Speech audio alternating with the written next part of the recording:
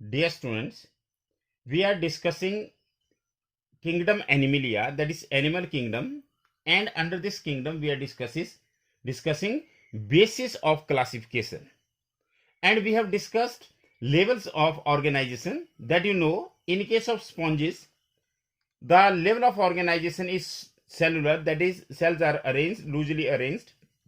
But in case of coelentrates, these cells are grouped to form tissues. They have tissue level of organization. In case of platyhelminthes, it is further evolution, that is to form organ level of organization. And in case of arthropods, annelids, molluscans, echinodermates, and chordates, the system is further you can say these organs are further grouped to form organ system. तो इस तरह से हम कह सकते हैं कि स्पॉन्जेज में सेलुलर है, सिलेंट्रेट्स में टिश्यू लेवल है, प्लेटिहेल्मिन्थेस में ऑर्गन लेवल ऑफ ऑर्गेनाइजेशन है, और एनालिड्स ऑनवर्ड जो है कॉर्डेट्स तक जो है वो organ system level of organisation है.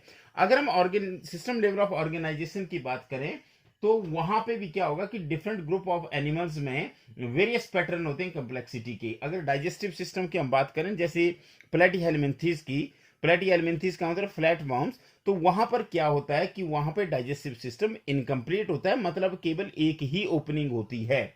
और अगर हम बात करें दूसरे और एनिमल्स की, तो वहां पे क्या होता है, वहां पे माउथ एंड एनस दो सेपरेट ओपनिंग्स होती है, और इस तरह की डाइजेस्टिव सिस्टम को कहा जाता है complete digestive system.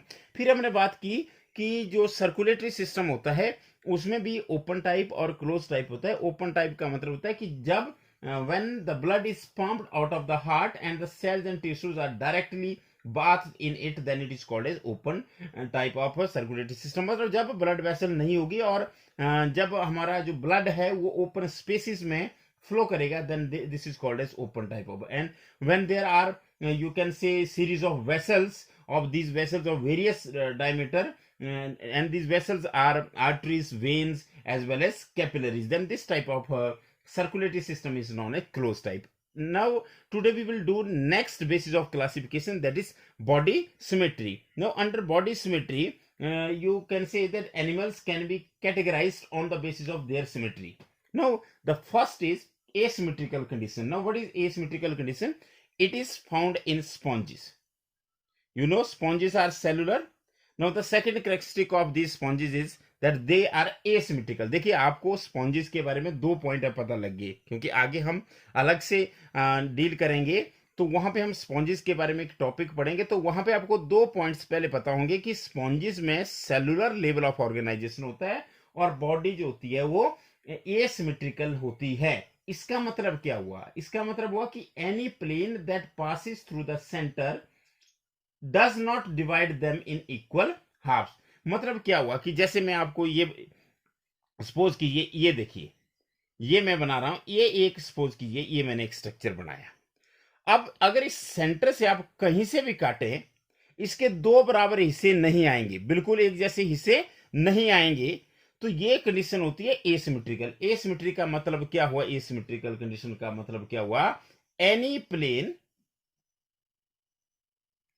Passing through the centre से तभी होते हैं बराबर इसे, through the centre, any place passes through the centre does not divide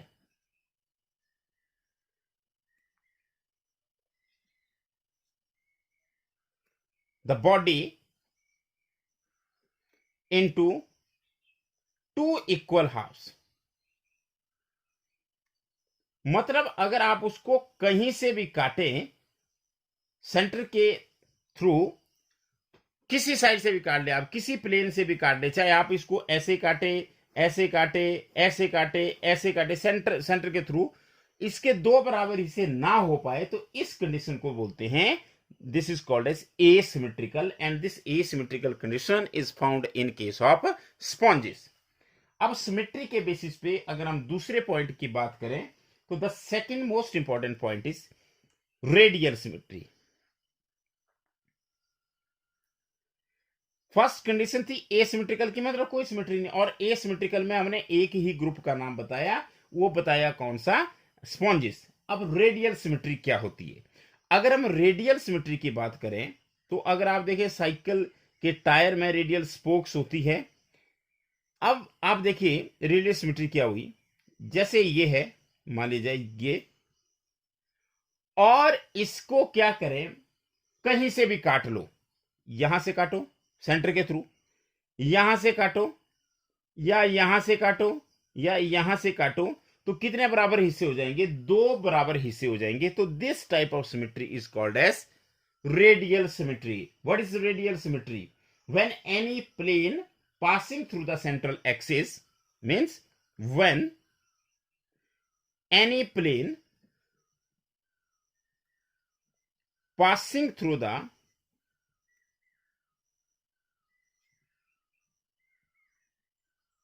central axis, मतलब कोई भी प्लेन जब सेंट्रल एक्सिस से पास होता है, divides the body, divides the body into two equal halves, two equal halves, then this symmetry, then this type of symmetry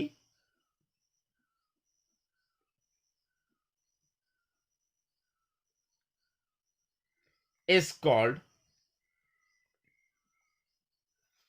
asymmetry, is called radial symmetry, sorry.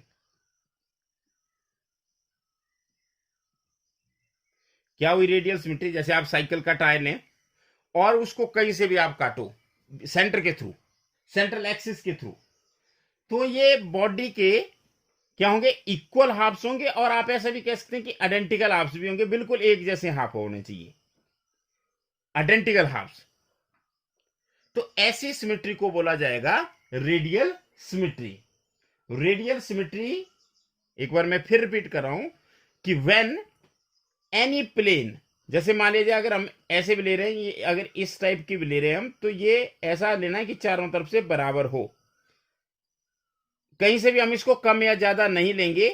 और जब फिर बीच से इसको क्या करेंगे? काटेंगे, तो दो जो आपके पास हिस्से बनेंगे वो दोनों बराबर, मतलब एक जैसे होने चाहिए, they must be identical, similar भी नहीं, बिल्कुल आइडेंटिकल होने चाहिए।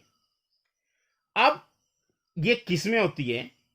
देखिए मैं आपको अभी एग्जाम्पल बता रहा हूं, और इन ग्रुप्स को हम आगे डिटेल में डिस्कस करेंगे। जैसे अगर हम स्पॉन्जेस की बात करें तो एक अलग से फाइलम में हम डिस्कस करेंगे, और दूसरा मैंने आपको नाम बताया सिलेंट्रेट्स, इसको अलग से हम बात करेंगे। तो सिलेंट्रेट्स के बारे में भी अब आपको दो पता लगी, दो बातें। क्या दो बातें पता लगी? पहली बात कि इनका जो होता है वो टिश्यू लेवल ऑफ ऑर्गेनाइजेशन होता है, मतलब जो अरेंजमेंट ऑफ सेल्स होती है that is more complex. Here cells performing the same functions are arranged into tissues. तो मतलब वो क्या बना देते हैं? टिश्यू बनाते हैं। देखिए स्पॉन्जेस में केवल सेलुलर है, यहाँ पे क्या है? टिश्यू है। उसके अलावा ये तो सिलेंट्रेट्स में जो सिमेट्री होगी वो कैसी होगी? रेडियल सिमेट्री होगी। एक और है टीनोफोर्स, ये भी आप अलग से पढ़ेंगे। टीनोफोर्स में भी कौन सी सिमेट्री होती है? That is radial symmetry, comb इसमें आएगी। और एकाइनोडर्मेट्स, मैंने बोला स्पाइनी बॉडी वाले होते हैं। एकाइनोडर्मेट्स एक्सक्लूसिवली मरीन होते हैं, मतलब सी वाटर में रहते हैं। तो इन तीनों में कौन सी सिमेट्री होती है? जैसे आपने देखा सी स्टार या स्टार फिश जिसे कहते हैं, वो एकाइनोडर्मेट होता है एक। तो इनमें जो बॉडी की सिमेट्री होती है वो कैसी होती है? रेडियल। क्या मतलब होता है रेडियल सिमेट्री का? कि उनकी बॉडी को सेंट्रल एक्सिस के थ्रू किसी भी प्लेन से आप काट लो, दो बराबर हिस्से हो जाएंगे। अब इसके अलावा जो थर्ड सिमेट्री है that is bilateral. This is very important. अब बाइलेटरल सिमेट्री क्या होती है? जैसे हमारे में भी बाइलेटरल सिमेट्री होती है। अब इसको आप समझने का प्रयास करें। देखिए ए सिमेट्री मतलब कोई सिमेट्री नहीं, कहीं से भी काटो बराबर इसे आ ही नहीं सकती। रेडियल सिमेट्री मतलब कहीं से भी काटो दो बराबर हिस्से हो जाएंगे। और बाइलेटरल सिमेट्री क्या हुई? अब बाइलेटरल सिमेट्री का मतलब है when the body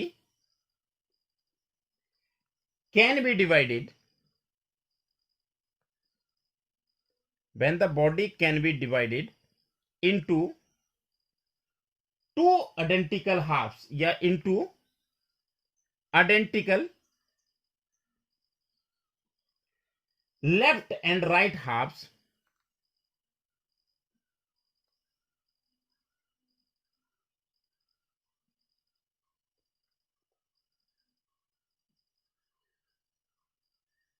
is but only through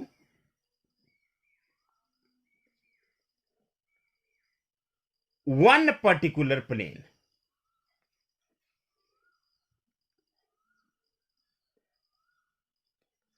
क्या हुई बाइलेटरल सिमेट्री? देखिए बाइलेटरल सिमेट्री क्या है। बाइलेटरल सिमेट्री की अगर हम बात करें, आप इस चीज को देखिए, एक मैं यहां पे डायग्राम बना रहा हूं, आप इसको देखना थोड़ा सा। ये देखिए, ये मैंने मान लिया जाए एक ऑर्गेनिज्म बनाया, देखिए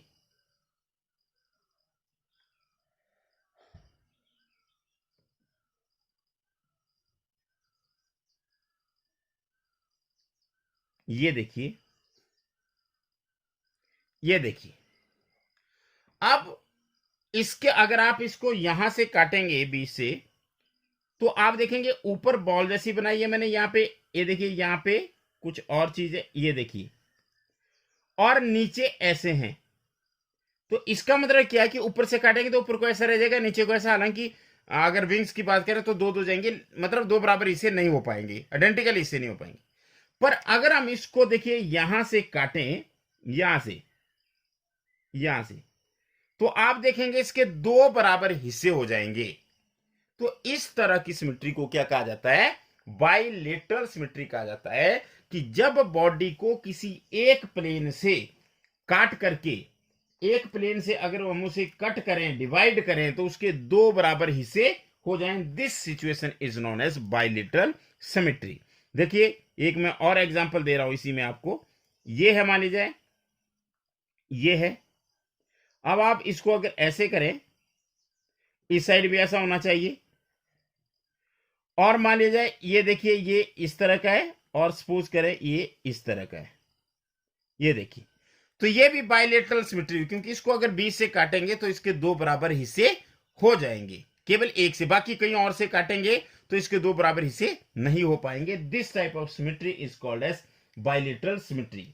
अब इसमें अगर हम एनेलिड्स की बात करें, आर्थ्रोपोड्स की बात करें, तो उनमें कौन सी टाइप की सिमेट्री है? That is bilateral symmetry. बहुत सारे ऐसे ऑर्गेनिज्म है जिनमें बाइलेटरल सिमेट्री होती है। तो मैंने एक दो एग्जांपल लिख दिए, एनेलिड्स और आर्थ्रोपोड्स। ये आगे हम डिटेल में पढ़ेंगे। तो एक और बेसिस ऑफ हमने क्लासिफिकेशन किया, that is symmetry, body symmetry. अब बॉडी सिमेट्री क्या होती है? देखिए बॉडी सिमेट्री का मतलब है कि क्या बॉडी किसी एक पर्टिकुलर प्लेन से काटने पर दो बराबर हिस्सों में बंट रही है, या कहीं से भी काटने पर दो बराबर हिस्सों में बंट रही है, या वो दो बराबर हिस्सों में नहीं बंट रही है, चाहे उसको जहां मर्जी से काट लो। तो this situation is this is called as symmetry. अब इसमें क्या है? इसमें सबसे पहली कंडीशन है एसिमेट्रिकल और asymmetry. Asymmetry means no symmetry. Asymmetry को आप सिंपली क्या कह सकते हैं? Asymmetry means no symmetry. No symmetry का मतलब है उसको आप कहीं से भी काट लो, सेंट्रल एक्सिस के थ्रू बॉडी दो इक्वल हाफ्स में डिवाइड नहीं होगी। Example sponges. और अगर हम रेडियल सिमेट्री की बात करें, जो कि सिलेंट्रेट्स में होती है, टिनोफोर्स में होती है और एकाइनोडर्मेट्स की होती है, तो जब आप उसको क्या करेंगे, किसी एक पर्टिकुलर प्लेन के बजाय आप किसी भी प्लेन से काट लो, मतलब उसको क्या करें, आप किसी भी प्लेन से काट लो, उसके दो बराबर हिस्से हो जाएंगे। Means when any plane passing through the central axis divides the body into two identical halves, then this type of symmetry is called as radial symmetry। और radial symmetry होती है सिलेंट्रेट्स में, टिनोफोर्स में और एकाइनोडर्मेट्स में। बाइलेटरल सिमेट्री का मतलब क्या हुआ कि where the body can be divided into two identical left and right halves only in one plane. मतलब किसी एक प्लेन से काट करके अगर बॉडी के दो बराबर हिस्से हो जाए केवल एक प्लेन से, बाकी कहीं से ना हो पाए, तो इस सिचुएशन को कहते हैं बाइलेटरल सिमेट्री। तो अब जो नेक्स्ट वीडियो है उसमें हम बात करेंगे एम्ब्रियोनिक लेयर्स की, सिलोम की,